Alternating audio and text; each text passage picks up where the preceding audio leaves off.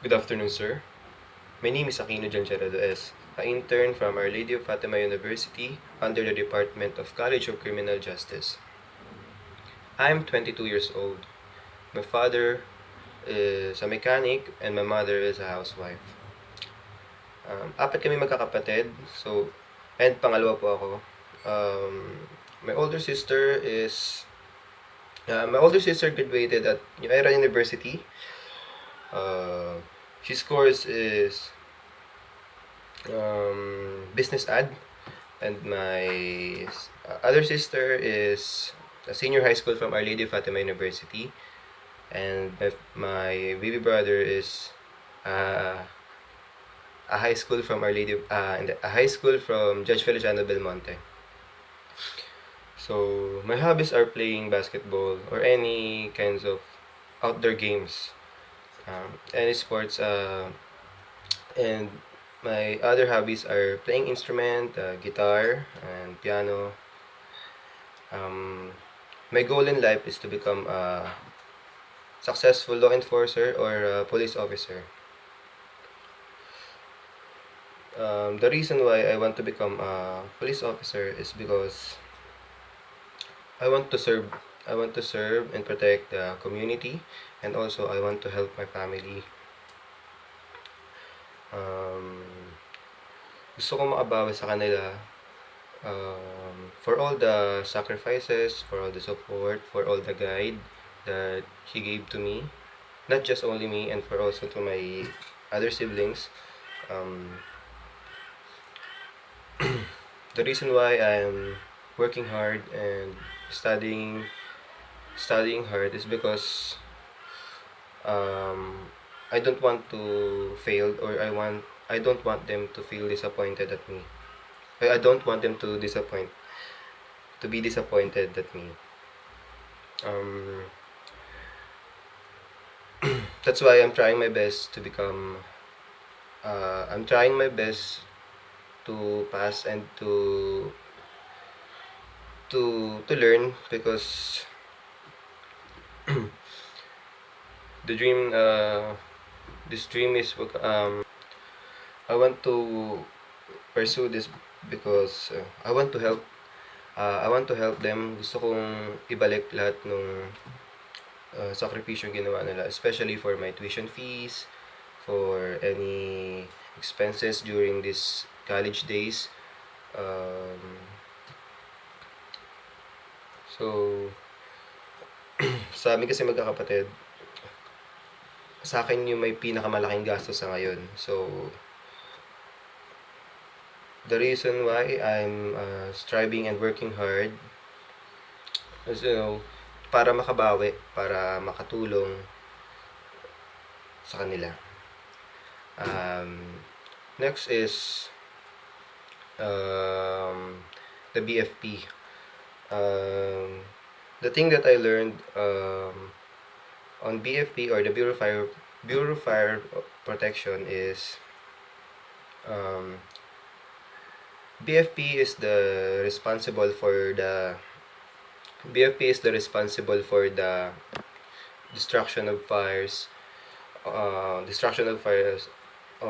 buildings, houses, lands, forests, vehicle transportation, plane crashes, and etc., or any factories, any destructive fires. They are the one who is responsible to prevent the fires. Also, I have learned that being a being a fire officer is not just only prevent the, they're not just responsible for the fire prevention. They also help to save lives. No, they are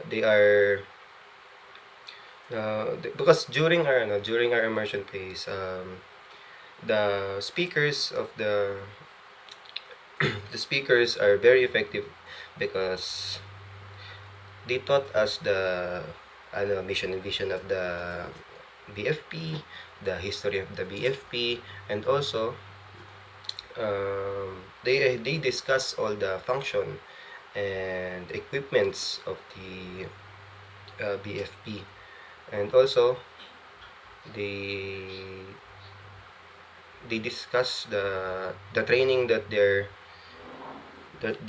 doing while they're in the service. They are also trained uh, to CPRs, first aid. Um, that is why I have. That's why I learned that the BFP is not just only responsible for the fire distractions, but also they are responsible for saving lives. Like, for example, there's a victim on the scene, fire scene. Um, the worst thing that they will do is to secure this victim, and uh, they will conduct first aid, or the palunang-lunas na tinatawag. Um, Also, I have learned that the time yung oras ng isang fire officer is very important, because every minute counts, every second counts. Pagpabagal-bagal ka, maraming pwedeng mangyari. So, every minute or every seconds na gagalaw sila, there's many lives na pwede nilang maligtas. So, being a BFP also, you must have yourself discipline. Number one, self-discipline talaga. And your time management, you must practice to move faster. You must yung isa sa tao sa puso mo, isa sa utak mo na every minute na maggagalaw ka ng pabagal-bagal, ang daming pwedeng mangyari. So that's why self-discipline is very very highly required sa mga BFP. They also tackles the different equipments, important equipments that is being used during the fire scenes. See, the host, hindi mo kayang hawakan yung host na mag-isa. So that is why having some comrades and members to help you to guide or to hold the host will help you to matutulungan ka na mas maalaya mo yung sarili mo na matutukan yung apoy, because the pressure of that hose is very strong, and lifting it with one person or one man can cause damage to others. Also, the tackles the safety gears that being wear during the fire scenes. The safety gears, and so basta overall, all I can say for those speakers during our immersion phase of immersion phase dun sa BFP is they are very effective and very helpful for us students, because it help us to gain knowledge, it help us to understand even better the function and the function of BFPs. And also, they help us to better understand the mandates, the purposes, and the histories of the BFP. Okay, next is the webinar. All of the webinars is very effective also for us. It helped us to gain and to understand better. Ang pinaka tumatak sa akin na webinar during our webinars is the case study that conducted by Sir David. It was held on October 6, 2021, entitled In a Depth of Understanding in a depth of in a depth of understanding on how to write effective case study. The speaker of that is Mr. Doc John David. So Dr. David is very effective speaker because it helped us to make our case study better, and it helped us to better understand it, and through his explanation and examples, we constructed very well, and we we conduct the case study very well. And also, I'm I am highly recommending Dr. John David because he is a very effective speaker.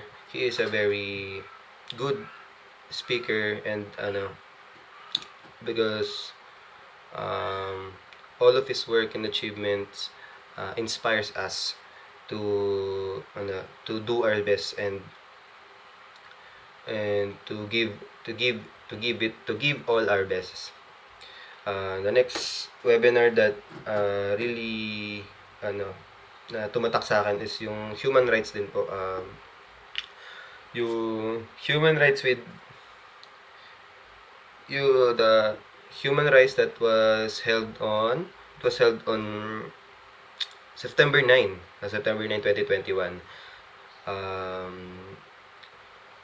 The the human rights tackles all the rights of the individual.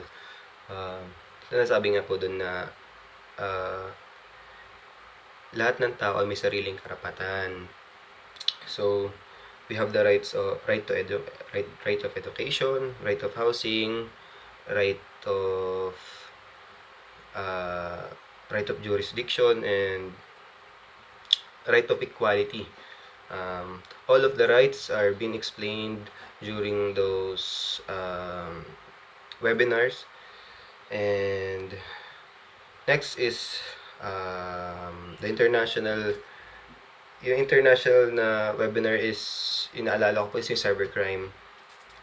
The cybercrime is very knowledgeable din po, and very informative because it help us to be more aware, na di natin sure na malay natin nahack na pala tayo, and we're not aware of that. So during his thanks to that webinar, it give us some extra knowledge, and it help us to be aware, and through that we are able to avoid and prevent those crimes, those cyber crimes. And also the speaker of that webinar is very effective, Mr. Stephen Cutler. He is a very very genius very genius speaker, very very informative din. And also Mr. Dondi, Miss Ann Alipano. They're very effective speakers. And our last webinar that I remembered is the webinar conducted by our department that is being hosted by Miss Maria Lourdes de la Trinidad. The speaker of that webinar is Officer Annabel Bowler, and Mr. Jordan Cabarles. Yan.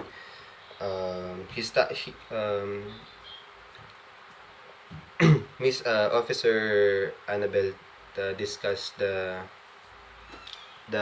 malinis na hangin para sa malinis na hangin, pundasyon ng isang malinis na kalamidad.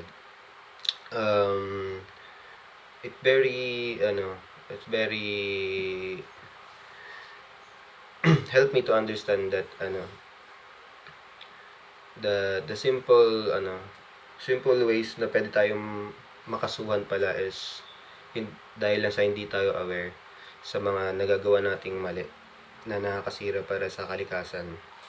Because of the topic, our topic that has been conducted by our department, environmental crimes.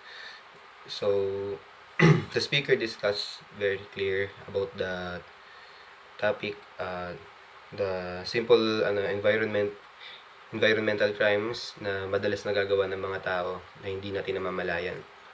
Also, Mr. Jordan, he is also a good speaker. He discussed the proper way na maalagaan yung kalikasan natin, no? At like Sir Raymar Villanueva, it give us guilt because hindi po natin alam na we are also one who is destroying our nature or ating environment, because yung nagsusunog po tayo, tapos yung kalat na tininiipon at sinusunog natin, na although aware naman tayo na nakakasira sa kalikasan yon, pero we're still doing it. And I don't know if is it a tradition or what, but since I was a kid, I always saw that kind of scenario or situation that the yung kalat na inipon natin is sinusunog natin, na hindi natin alam na nakakasira yun sa kalikasan. It's very informative and very overwhelming, the topics that been discussed by the two, especially Mr. Jordan, because it helped us and also it helps the participant to understand again the proper way of preventing environment damages.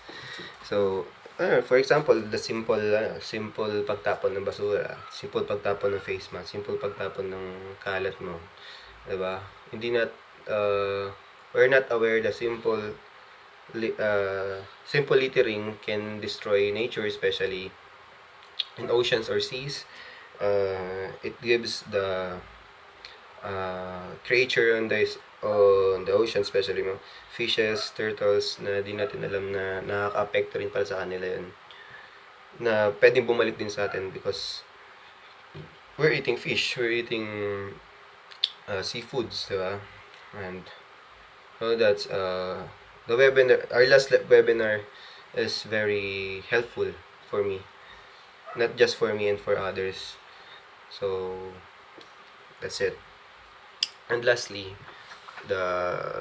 what I have learned, what is my experience during virtual deployment and practicum internship is, my experience is very challenging but overwhelming din, kasi even that we are facing this kind of pandemic,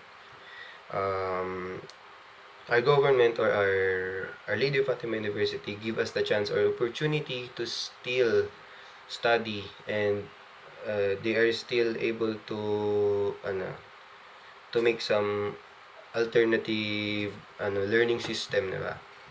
Na kahit na pandemic, hindi nila hinahayaan na yung student is hindi natututo or hindi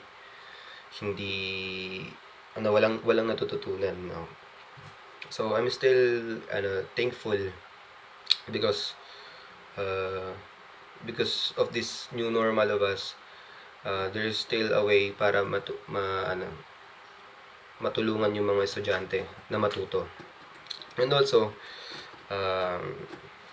at first, syempre, our practicum internship, at first I can say it's kinda, it's very challenging, and because gumising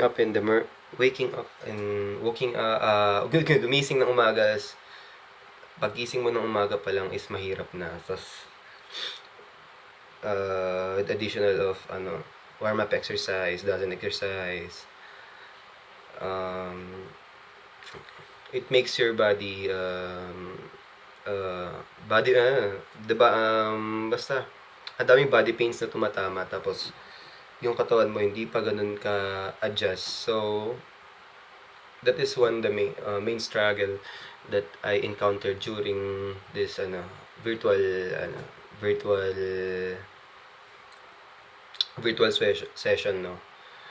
And paano pa nga kung face to face, no. So baka there's more even body pains na makukuha natin.